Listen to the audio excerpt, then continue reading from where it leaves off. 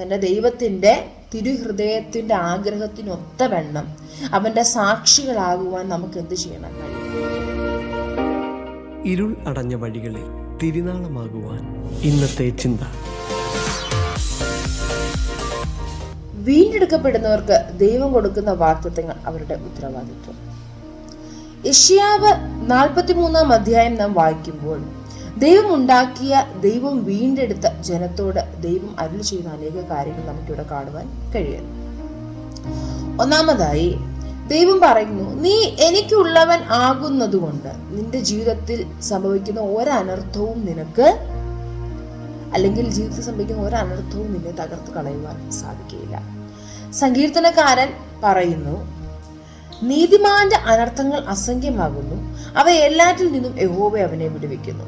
രണ്ടാമതായി, നിനക്ക് പകരം മറ്റുള്ളതിന് കൊടുത്ത് നിന്നെ അതിൽ നിന്ന് യഹോവ വിടുവിക്കും. മൂന്നാമതായി, എന്റെ സന്തതി എവിടെയൊക്കെ ചിതറിക്കിടന്നാലും ഞാൻ അവരെ കൂട്ടിച്ചേർക്കും.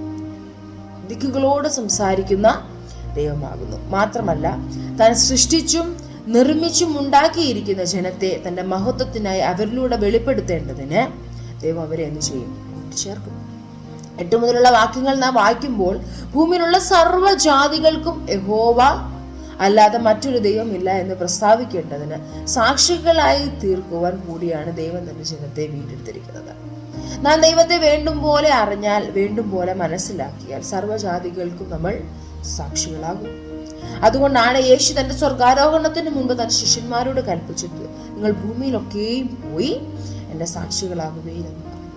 പഴയ നിയമത്തിൽ മിസ്രൈമിന്റെ അടിമത്തത്തിൽ നിന്ന് വീര്യബലം കൊണ്ടും വീര്യഭുജം കൊണ്ടും തന്റെ ജനത്തെ രക്ഷിച്ച ദൈവം പുതിയ നിയമത്തിൽ തന്റെ അവസാന തുള്ളി രക്തം വരെ മൂറ്റിത്തന്ന തന്റെ ജനത്തെ വീണ്ടെടുത്തിരിക്കുന്നു.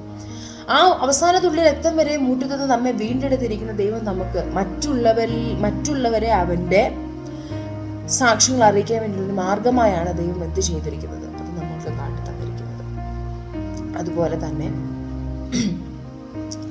ഇസ്രായേൽ മക്കൾ എന്ത് ചെയ്തു? ദൈവത്തെ വേണ്ടും പോലെ അറിയാതെ, വേണ്ടും പോലെ മനസ്സിലാക്കാതെ, അവന്റെ വാഗ്ദത്തങ്ങളെ വേണ്ടും പോലെ ഗ്രഹിക്കാതെ, ആരാധിക്കേണ്ടത് പോലെ ആരാധിക്കാതെ ഇരിക്കുന്നു.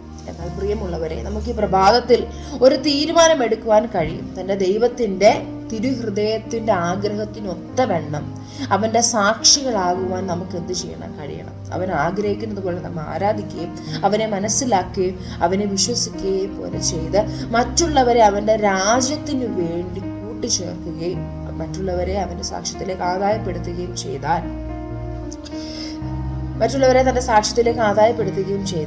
നമുക്കും ഈ ഭൂമിയിൽ സാക്ഷികളായി തീരുവാൻ കഴിയും. അതിനാൽ ദൈവം നമ്മളെ എല്ലാവരും ധാരാളമായി അനുഗ്രഹിക്കട്ടെ. God bless you all.